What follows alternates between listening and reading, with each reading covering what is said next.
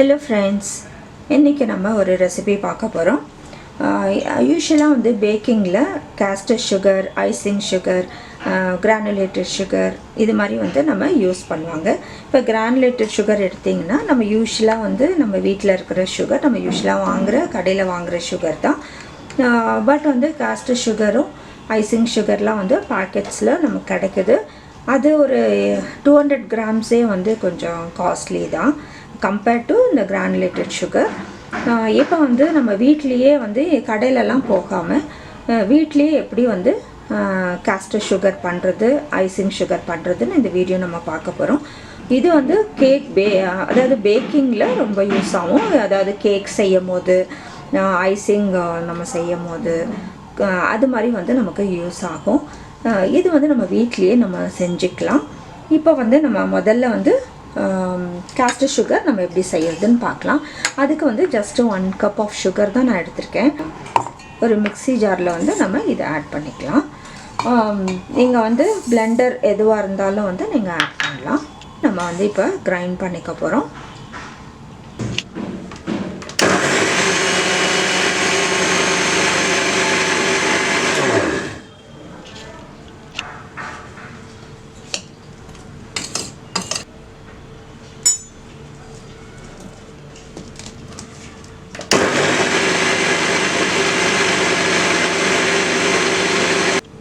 இப்போ பாருங்கள், நல்லா வந்து நம்ம கிரைண்ட் பண்ணியாச்சு. இது வந்து காஸ்டர் சுகர் நல்லா வந்து பாருங்கள் இது மாதிரி வந்து ஈஸியாக வந்து ஃப்ளோ ஆகும். அதே போல் இது வந்து நம்ம முட்டையோடவோ இல்லை வந்து எதோட மிக்ஸ் பண்ணாலும் சீக்கிரம் வந்து கரைஞ்சிரும். அதுக்காக தான் வந்து நம்ம இந்த பவுடர் யூஸ் பண்ணுறது.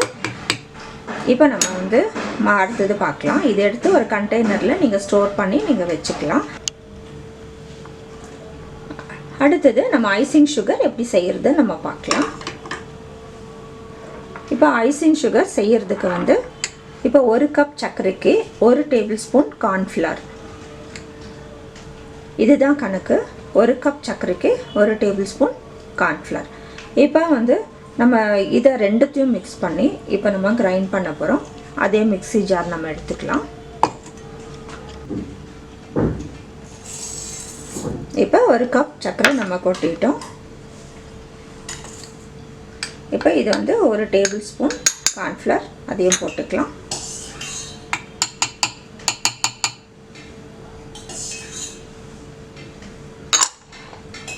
இது ரெண்டுத்தையும் வந்து நம்ம மிக்ஸ் பண்ணி இப்போ நம்ம அரைக்க போகிறோம்.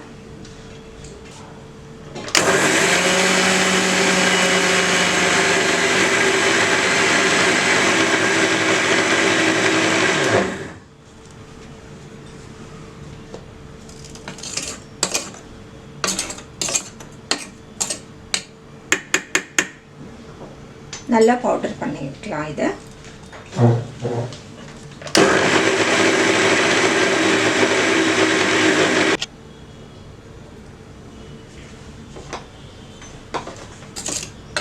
இப்போ நம்ம ஐசிங் சுகரும் ரெடி ஆயிடுச்சு, எடுத்துடலாம்.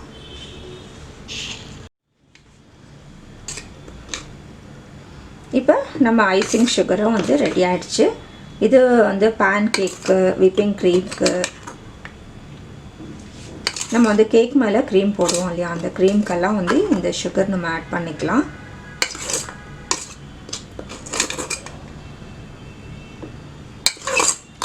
எவ்வளோ ஈஸியாக வந்து நம்ம செஞ்சிட்டோம் பாருங்கள். இது போய் வந்து நம்ம கடையில் வாங்காத நம்ம வந்து வீட்லேயே வந்து எப்படி ப்ரிப்பேர் பண்ணுறதுன்னு நம்ம பார்த்தோம்.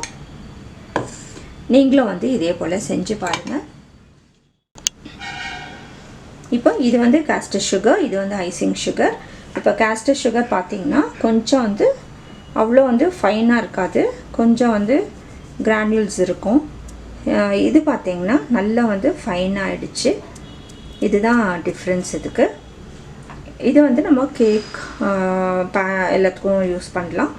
இது வந்து நம்ம வந்து விப்பிங் க்ரீம் யூஸ் பண்ணிக்கலாம். நீங்களும் வந்து வீட்டிலே செஞ்சு பாருங்கள். இது ஒரு சிம்பிள் ரெசிபி தான், சிம்பிள் ஒரு வீடியோ தான் இது. நீங்களும் வந்து இதை செஞ்சு பாருங்கள். இது டிஃப்ரென்ஸ் எப்படி நம்ம செய்யறதுன்றதுனால தான் நான் இந்த வீடியோ போட்டேன். செஞ்சு பார்த்து உங்களுடைய கமெண்ட்ஸ் எங்களுக்கு போஸ்ட் பண்ணுங்கள். லைக் பண்ணுங்கள், ஷேர் பண்ணுங்கள், சப்ஸ்கிரைப் பண்ணுங்கள். தேங்க்ஸ் ஃபார் வாட்சிங்.